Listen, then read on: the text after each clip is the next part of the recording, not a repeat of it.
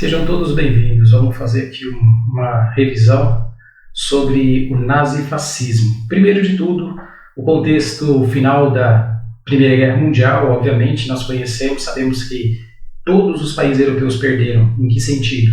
Perderam porque foram destruídos, tiveram a sua economia arrasada, desemprego, dívida externa, tudo mais.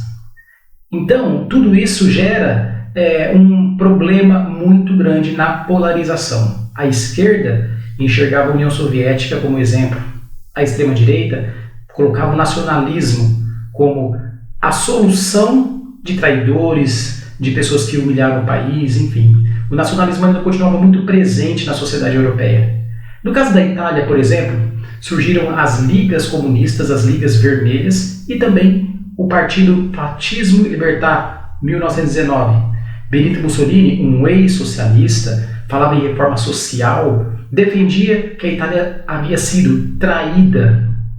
Havia sido traída porque lutou ao lado da Tríplice Entente, mesmo pertencendo à Tríplice Aliança, em busca de territórios que foram prometidos pelas democracias liberais, França e Inglaterra, e a Itália não recebeu esses territórios ao final da guerra. Então ela traiu a Tríplice Aliança, lutou pela Entente e não recebeu da mesma os territórios tão desejados. Por isso, Mussolini ele pensa em um partido que unificasse os italianos, a Itália acima de tudo, nada fora do Estado, tudo pelo Estado. Mussolini então defendia o nacionalismo, a antidemocracia, uma vez que os Estados democráticos tinham traído a Itália, as democracias liberais, França e Inglaterra, o anticomunismo, porque o comunismo era, além de ser internacionalista, era aquele grupo que era a principal oposição dos nacionalistas daquela época, o corporativismo, que é uma espécie de New Deal sem democracia, a intervenção do Estado na economia. Como que o Mussolini fez esse corporativismo? Principalmente através da indústria armamentista. Prometeu para os grandes generais italianos que ele ia reformar o exército, as forças armadas, e com isso ele abasteceu muito tanto o exército quanto a indústria armamentista. Uma grande milícia foi formada antes de Mussolini chegar ao poder. Os camisas negras, que cometiam vários tipos de delitos pelas ruas da Itália, até conseguir uma força toda especial para pressionar o rei Vítor Emanuel III. Isso aconteceu em outubro de 1922, quando, através da Marcha sobre Roma, Mussolini foi nomeado primeiro-ministro da Itália. Então ele chegou de uma forma democrática ao poder, indicado pelo rei.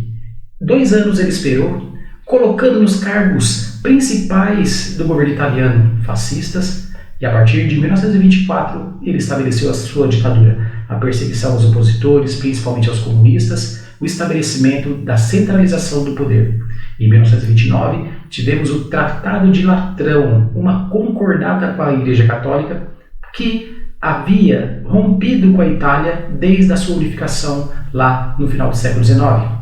A questão romana era o seguinte: o Papa não reconhecia o Estado italiano, uma vez que, para unificar, a Itália precisou tomar terras da Igreja. Dessa forma, surgia o Estado do Vaticano, e o Estado italiano agora teria o apoio diplomático da Igreja Católica.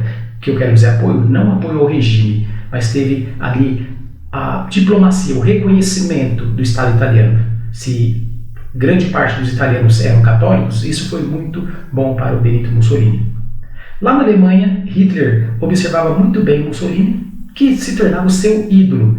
Da mesma forma que Mussolini utilizou o nacionalismo, o Hitler utilizou a mesma coisa. Ex-soldado do exército alemão da Primeira Guerra Mundial, ele recebeu um emprego do Estado para fiscalizar os partidos da Alemanha, e assim o que ele fez? Conhecendo os partidos, teve uma tarefa de fiscalizar um pequeno partido bávaro, chamado Partido dos Trabalhadores Alemães, DAP, e ele se encantou por esse partido, adentrou esse partido, transformou o nome dele em Nacional Socialismo, não somente Partido Trabalhista Alemão, mas Nacional Socialismo dos Trabalhadores Alemães, partido nazista, e a partir deste momento criaram também os camisas marrons, com um braço direito dele na época, o Ernest Röhm, que também atraía os operários, a camada mais pobre dos jovens alemães, que se sentiam humilhados com o Tratado de Versalhes. É assim que cresce o nacionalsocialismo alemão. Em 1923, Adolf Hitler e seus comparsas tentaram dar um golpe no governo bávaro. Tomando o governo bávaro, eles pretendiam ter adesão popular, marchar até Berlim para transformar a Alemanha. Parecido com a marcha sobre Roma feita pelo Mussolini. Só que o Putsch da cervejaria, o Putsch de 23, Putsch em alemão significa golpe, deu errado. 14 membros do partido foram mortos e o Estado alemão prendeu, o governo da Baviera prendeu Adolf Hitler, que ficou com uma pena de 9 anos, porém ele cumpriu apenas 5 meses por bom comportamento. A prisão de Landsberg não era lá essas coisas assim de segurança, enfim, é como se ele tivesse em uma férias. Ali ele pôde escrever o Mein Kampf. No Mein Kampf, tudo que Hitler defende já estava escrito. O problema judeu, que deveriam sair da vida alemã, o anticomunismo, o Lebensraum, que é o espaço vital. A Alemanha nunca aceitou perder territórios, principalmente o corredor polonês. Defendia o espaço vital ali na região da Tchecoslováquia, Boêmia e Morávia, região dos Sudetos. Defendia também que a Áustria fazia parte do povo alemão, uma vez que o Hitler também é austríaco, né? Nascido numa cidade chamada Braunau, região de Linz, uma cidadezinha pequena, embora ele tenha sido passado parte da sua juventude em Viena, ele era austríaco. Então ele pensava nesse Lebensraum, nesse espaço vital. No Pacífico acontecia também o crescimento do Japão, que mais tarde se encontrou com Hitler e com Mussolini. Mas quando Adolf Hitler sai da cadeia, Mein Kampf tinha rendido bastante, o extremismo fascista e nazista não estava mais tão popular assim na Alemanha. A Alemanha vinha se recuperando, os extremismos vinham sendo controlados, mas a crise de 29 colocou um novo tempero na situação. A crise de 29 levou os alemães a um grande desespero, um temor de novamente passar por tudo aquilo que eles tinham passado outrora. Por isso, o partido nazista foi eleito nas eleições parlamentares como principal partido.